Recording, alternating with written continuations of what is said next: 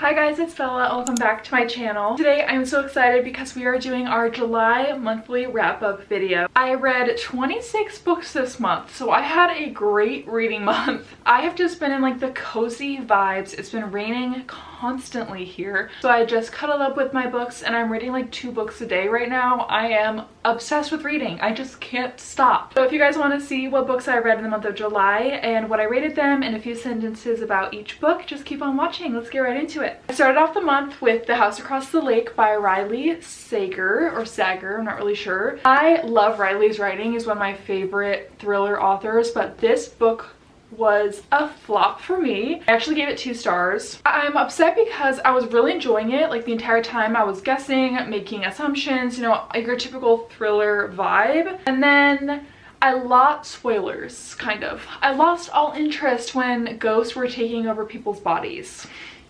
To be honest, whenever it comes to a book that's a thriller and a supernatural aspect is brought into it, where ghosts are taking over bodies, for example, it completely takes me out of it. I think it's so cheesy and it's like my least favorite thing in thrillers. So I gave this book 2 stars because I just don't get behind ghost books, okay? I hate it. It makes me cringe. Then I read The Girl in the Castle by James Patterson, which I really enjoyed. I gave it 4.5 stars. It takes place in a psych ward and our main character believes that she is living another life. Like she is having episodes where she, like current day, she's in the psych ward, she understands that she's there, but then she goes to this other place and it's hundreds of years ago. She's in this poor village, she has to take care of her family, and you switch back and forth between both worlds that this girl is living. And it's really all about navigating like what is true and what is real life, and the trauma that our main character has faced in her life, which has brought her to this point, and why she believes that she's living these 2 lives.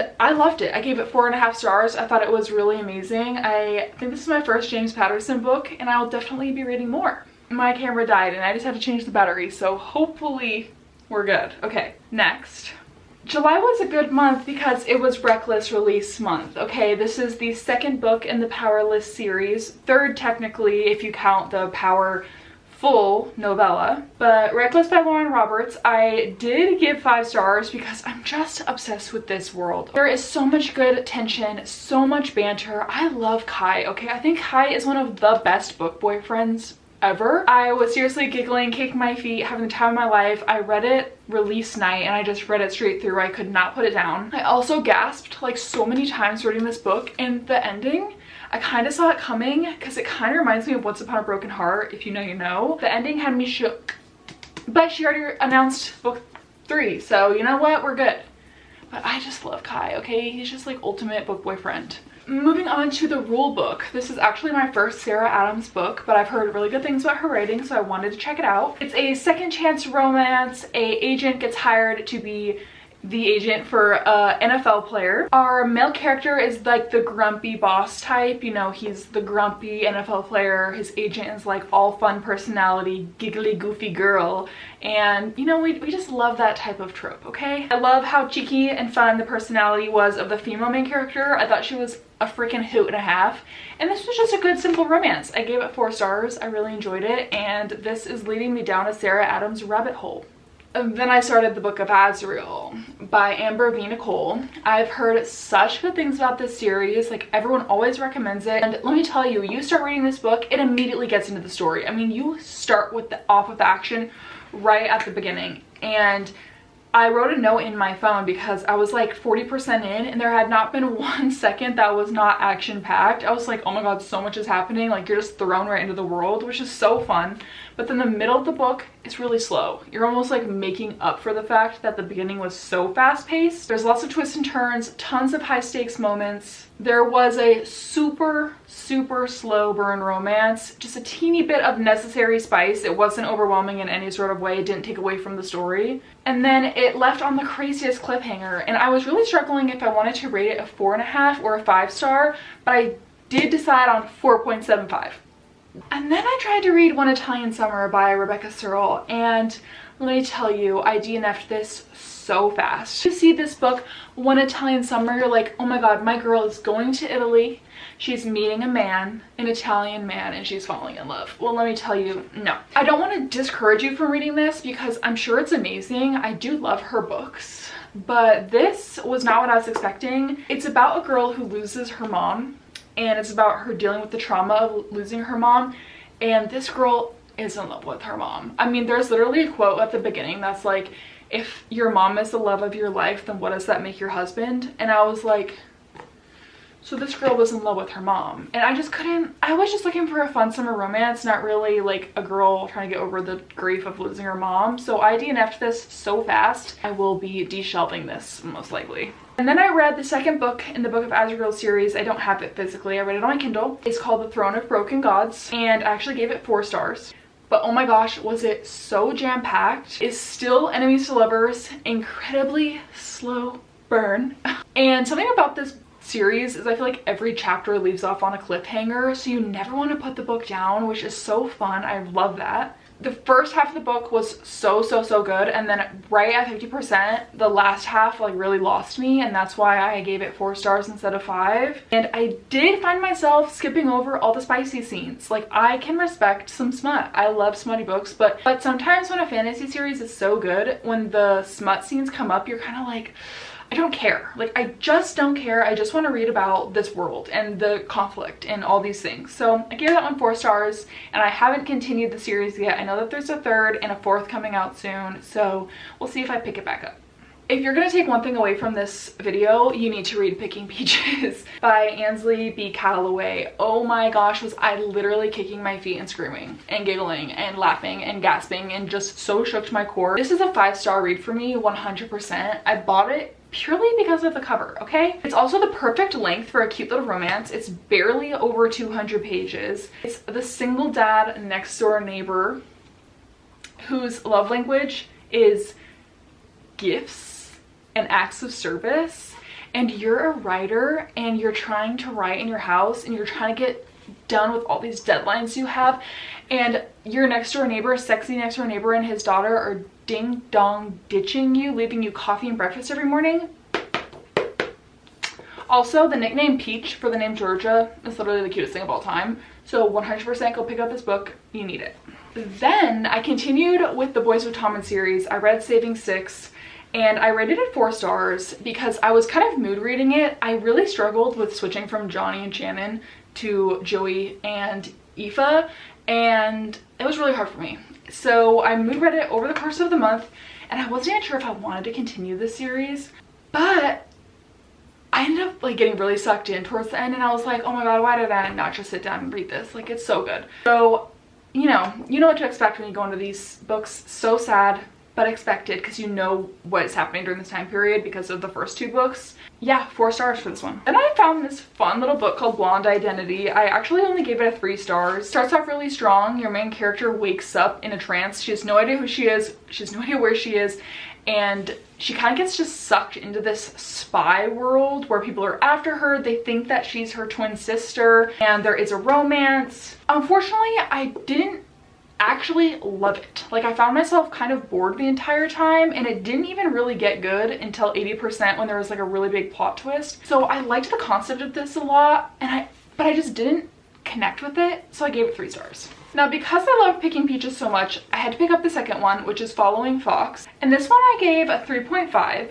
It's another cute small town romance. Second chance high school crushes. It is based in the same world as Picking Peaches, so you see the characters pop up in this one. Forced proximity, neighbors. I mean, it's really got like all your best favorite tropes. Acts of service type of relationship again, and it was probably the best part of this book. I didn't enjoy it as much as Picking Peaches, but I did really enjoy it. I'm kind of surprised I wrote 3.5 and not 4. I don't know what I was thinking at the time.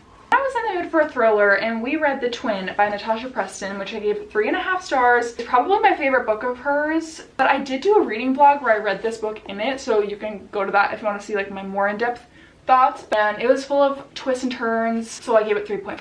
One of the highlights of the month was The Love of My Afterlife by Kirsty Greenwood, and I also talked about this book in that video as well. Oh my gosh, absolute 5 stars. It starts off in like a good place type of scenario where your main character has died and she gets woken up in, you know, the good place basically. She meets a man right after she dies and she believes that he is her soulmate, but he's not supposed to be dead, so he gets sent back to Earth, and she makes a deal with her afterlife therapist that she has 10 days to go back to Earth and find this guy and make him fall in love with her, kiss her, and she can stay alive. But the plot twist is that the man will have no recollection of dying or meeting her. It is so fun. It's basically like a treasure hunt for this man, and she enlists the help of her neighbor. She fake dates her neighbor to help her find, you know, the guy. And there's the one bed trope, there's found family. Honestly, it's like a modern day fairy tale with all your favorite tropes. It's so good, you need to pick it up. Redeeming 6. First off, this book is so freaking long. I was like, why? And then it ended up being like the best book ever. I gave it 5 stars. I enjoyed it way better than Saving 6. This book is really about Joy's addiction and what that does to the people around you and overcoming that. This was just really heavy, but really, really good. I loved this book so much. And then I had to go immediately into Taming 7. Like, obviously I wanted to see Gypsy and Claire's story so bad. I think Gypsy's like my favorite character in this series. The relationship between them had me smiling the entire time, and I did not want to put this book down. There was a huge thing that was announced at the end of this book, and I started bawling my eyes out. It shattered my heart, and then it left on a pretty big cliffhanger, so I'm like dying for the next one. 5 stars, absolutely 5 stars. I love this world so much, and I'm just excited for her to come out with more. Then I picked up The Veiled Kingdom, which I feel like everyone on TikTok is so obsessed with, but I was so disappointed. Really liked the concept of it, and it was like really super fast paced for a fantasy book, but I felt like they were trying to do the enemies to lovers trope, but they were immediately attracted to each other, so there wasn't any enemies part. I just prefer slow burn where it takes a while for the couple to get together, and they got together immediately, and it felt more like a romance with a ton of smut than a fantasy book. And the ending of this was literally the exact same thing as Powerless, so I was like, girl, I can't do this. I found this at Barnes & Noble and I bought it just because the cover is so funny. It's called Pretty Dead Queens. It's a small coastal California town where the whole town is obsessed with this murder that had happened a long time ago, and there's a copycat killer, and our homecoming queen ends up dead, and it's about our main character trying to figure out who killed the homecoming queen and who's trying to reenact the murder from, you know, 30 years ago. Fortunately, I did guess both plot twists and reveals and was disappointed in both of them. It really didn't catch me right away, but I am a completionist and it's my biggest downfall, and so I had to finish the book, even though I didn't love it. I had to pick up another Sarah Adams book because the rule book was so good. So I got When in Rome, which, let me tell you, when I saw this book, I was like, oh my god, another Italian summer. No. It takes place in Rome, Kentucky. I gave it 3 stars. Famous singer who falls in love with the small town. Our male main character owns a pie shop. It's a cute story, but it's nothing like special, extravagant, nothing we haven't seen before. Oh my gosh, you guys. And then I decided to pick up these bad boys, which have actually been on my shelf, my TBR cart, for basically a year. Let's start with One Dark Window. I loved this book. I gave it 5 stars. I think the unique magic system was like really what got me, but it's impossible for me to try to describe. Like, there's these magic cards and each card possesses a different type of magic that you can wield. It's really hard to explain. The tone of the book though is dark. Like, it's dark fantasy, which I loved. There is a slow burn romance trope, which we love. Our main character has a soul of an evil king residing inside of her, and it had a big cliffhanger ending. So we loved this one. We gave this 5 stars. Two Twisted Crowns though, I gave it 3 stars, but now that I'm like looking back, I kind of want to give it 2 because our main character is completely sidelined and she literally has like 1 chapter point of view. Like, genuinely, it's back and forth between our male main character, like the love interest from the first book, and his cousin. I was so bored during this book. I wanted it to be over the entire time, And then right at the very end, I felt like it wrapped up so fast, like too fast. Really upset that I didn't enjoy it as much as the first one because I loved the first one. Eee! My first Lauren Asher book. Love Redesigned. I gave it 4 stars. It's so cute. It's friends to enemies to lovers. Second chance romance. And I literally cried my eyes out at the end. And I feel like I don't cry at books that much anymore because I'm just reading, you know, these little romances, you know. But I cried my eyes out because this man was so sweet. I loved this one. I love this one. Then I was in a thriller mood, so I picked up The Perfect Marriage, and this one I gave 4 stars, and it's crazy. It's like the craziest concept ever. So our main male character is cheating on his wife, and his mistress ends up dead. But our main female is the best defense lawyer that you can possibly get. So she starts to defend her husband's case, where it is believed that he killed his mistress that he was cheating on his wife with. Messy. I was engaged the entire time. I had so many guesses. I didn't guess the killer too, and I was really surprised. I had a freaking blast reading this. It was so fun. So definitely pick up The Perfect Marriage. I gave it 4 stars. Then I started the Natural series by Jennifer Lynn Barnes. She wrote the Inheritance Game series, which I'm also in the middle of. I just haven't felt in the mood to pick it up. I gave this one 4 stars. It's about teenagers that have these like special abilities per se. It's not magic. It's just like these special abilities that they've, you know, had. There's some that can profile people, one can read emotions, and they're all brought to live in this house where they help the FBI solve cold cases. And our main character's mom had been murdered 5 years prior, and she really starts to unravel like the truth behind the serial killer that killed her mother. I didn't spend a lot of time really guessing who the killer was because it didn't read like a normal true crime book, but I was really engaged. There's a small romance trope in here as well. It's kind of a love triangle. So then I had to pick up Killer Instinct next, which is the second book. I gave this one 3 stars. It's been 2 months since the first book, and there's a new serial killer that they need to investigate, and it's kind of a copycat killer. A lot of this is dealing with the trauma from the first book. In between chapters are from the point of view of the killer, which is how it was in the first one too, which is really fun because you kind of get to see like the mind of the killer while these killings are happening. These books are full of mystery and crime solving, and they're super easy to read. I mean, the chapters are really short. It reads so fast. I read these books in literally one sitting. Didn't have any guesses as to who the killer actually was, and unfortunately I didn't really have that like oh my god moment at the end. Like the reveal wasn't that crazy to me, so I was kind of disappointed with that.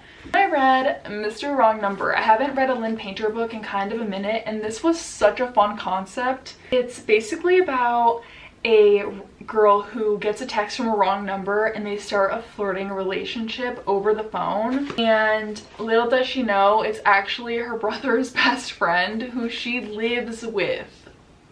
I don't know. It's just so funny. So it's forced proximity, brother's best friend. It's so cute. I love the banter and the chemistry between the 2 main characters. I love Lynn Painter's writing. It's just so fun. Unfortunately, I did rate this 3.5 because it had the miscommunication trope in it twice. Enough said. And our last book of the month. This is kind of a wild card because I had gotten this in like a blind date with a book thing that I got on Etsy, and I opened it and I was like, I would never have picked this out literally ever. And little did I know it ended up being literally one of the best books that I've literally ever read. 4.5 stars, about our female who's a single mom really struggling to make ends meet, and then our male character is a twin who is in a famous duo with his twin. They're both singers, and the twin passes away within one of the first few chapters, and it's really about the brother dealing with the trauma and grief of losing his twin brother, his business partner, his twin, his literal twin.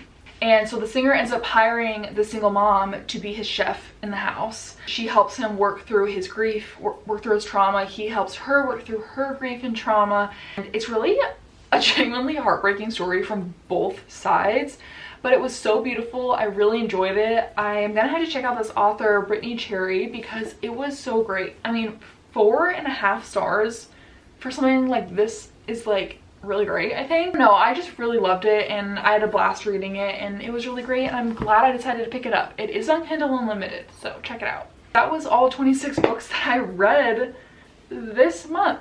Crazy, okay, I'm crazy. Now I need to go put all these books back on my shelves because I just took them all off to do this video. I hope you guys enjoyed this video. I really hope the lighting was okay. I'm really stressing out about it. Subscribe to my channel if you guys want to see more book content from me. Stay tuned because I'm going to do an August TBR video in a few days. And yeah, like this video if you guys like book content, and I will see you guys next time when I post a new video. Bye guys!